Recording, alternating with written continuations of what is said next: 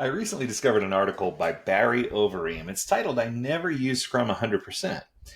And the second I saw the title, I'm like, man, I agree with that title. So I'm hoping this is going to be as good as I think it is. We're going to dive in and do a review of this article by your request. So let's get started. After 24 years in IT related roles, he commented, yes, I'm old. Think Gandalf. Let's pause there. If you're Gandalf, what does that make me? Holy cow, I've been around this thing for a long time too. I've been around the block with you, so I get that. I've had the privilege of working both hands on with teams and guiding them from the sidelines. Today, I balance the two worlds, building columnity while supporting teams and organizations in their growth. 15 years ago, I stumbled upon Scrum. It gave a name to many things that I was already doing and introduced me to new working methods. But here's the thing, I've never 100% used Scrum, and I've never developed a product without using parts of Scrum. I love where this is going, Barry. This is perfect. This is exactly the way that my thought works. So let's keep going. For me, Scrum or any other framework was never the goal. The goal was to always build high quality products and services that deliver value to customers while enjoying what you're doing. Yes, yes, yes. This is what we're trying to do. We're trying to focus on not only external enjoyment and joy for the customers in the form of outcome, but we're also focused on making internal joy for the people who are building the product or service. This is the connection that many people miss. So I'm proud of you for figuring that out.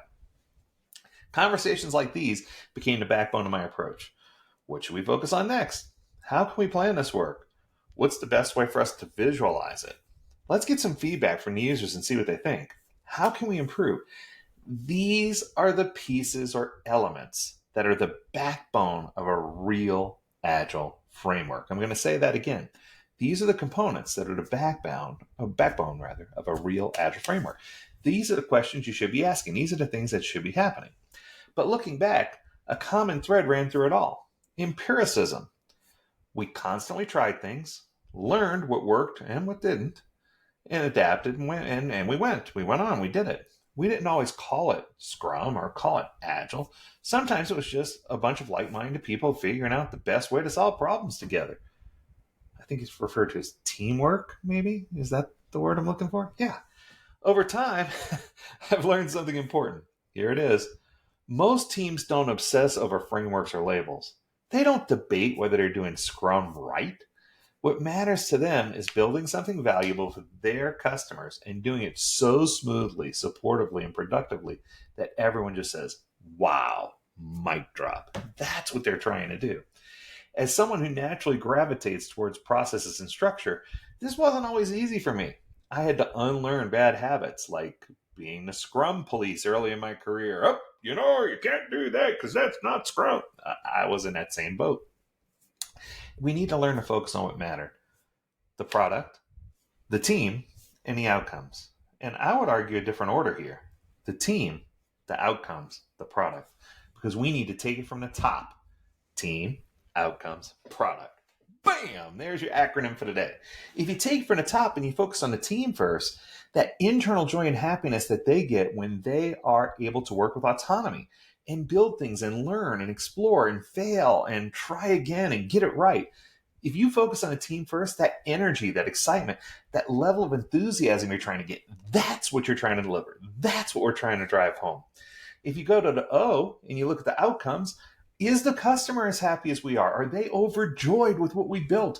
We need to make sure we're focused on the outcome. And then third, we don't even need to worry about the product at this point because we know the product is there.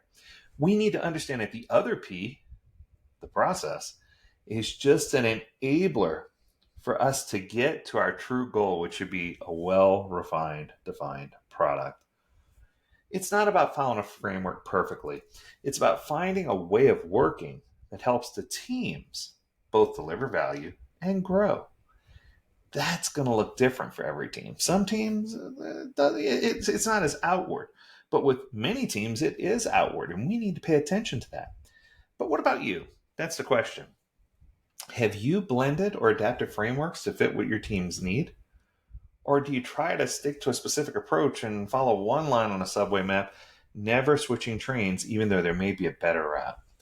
I'd love to hear how your experiences compare to what I've just now talked about. So I encourage you to leave some comments, start a conversation, talk to some people, and find out.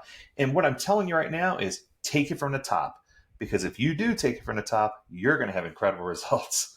That's going to do it, Barry. Thanks for the article. If you have a topic you want us to discuss, learn more at agiledad.com. We'd love to hear from you. And as always, we encourage you to stay healthy, stay well, and stay agile, my friends. Until next time, do take care. Bye now.